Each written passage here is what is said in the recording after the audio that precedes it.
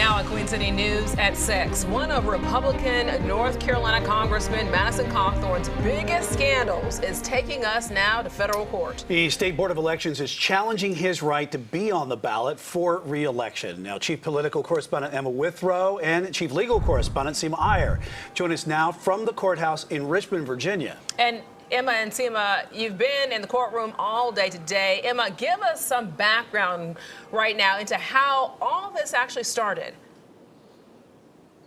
All right, guys, so it might not have been the Met Gala, but our chief legal correspondent, Seema Iyer, and I got to stroll in on the red carpet since this hearing was being held in the Red Room.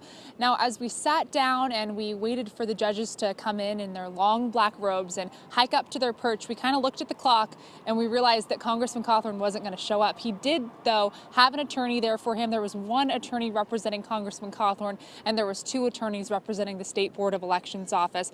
Cawthorn's attorney had a pretty good banter with one of the judges, and it turns out they go back decades. But the whole reason for today's hearing is because Cawthorn is suing the State Board of Elections office for unconstitutionally challenging his candidacy. Now, they did that because of his speech on January 6th. I asked him about that day when we sat down for an interview a couple of months ago. Take a listen to his response to my question. Any loss of life is disgusting. People should not be trespassing inside the Capitol, all of these things. But to say that these people are violent extremists and they're violent terrorists in Washington, D.C., I think is patently false. Okay, so for my first time in the Court of Appeals, I have to say my experience was a lot more animated and exciting than I thought it was going to be. The judges were interrupting the attorneys and asking them questions.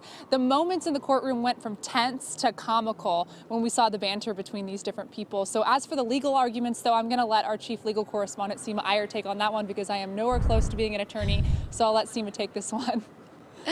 Thank you, Emma. Today was like taking your daughter to work day for me, being able to show Emma one of the most majestic courtrooms in all of the land. And like Emma said, it was all about the Constitution, because Cawthorn's argument really revolved around this constitutionality, saying that under the Constitution, Article 1, Congress has the power to challenge Cawthorn's candidacy. And also, looking at a timeline, it is way too early to do that. They would only have the right to do that by 2/3 of a vote after he gets sworn in. So right now it is way too early. There was so much back and forth with this because, again, the justices were saying, listen, if you don't need a federal cause of action for a state claim. You should be fighting this in state court. Why are you bringing it here? And this continuously went back and forth because Cawthorn's lawyer was saying that it's a constitutional argument and the judges do not even have the power to legislate. They don't have the power to hear this at all. So just a little bit, and this is from Cawthorn's sole attorney present today, James Bopp Jr. Take a listen. Voters can decide a lot of questions.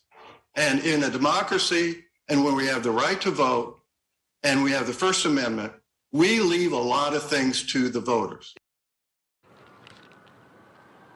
Now, I just want you to all understand that this case came here from the lower federal court. That's why we are at this Court of Appeals, which covers the Carolinas. And of course, we are based in Richmond. And there were 4 claims that brought us here, but only really 2 of the claims were heard. And that was the constitutionality argument as well as standing. Whether all the parties involved still have standing to be here, a lot remains to be seen. Of course, this was heard on an emergency application because 2 weeks today are the primaries. Back to you.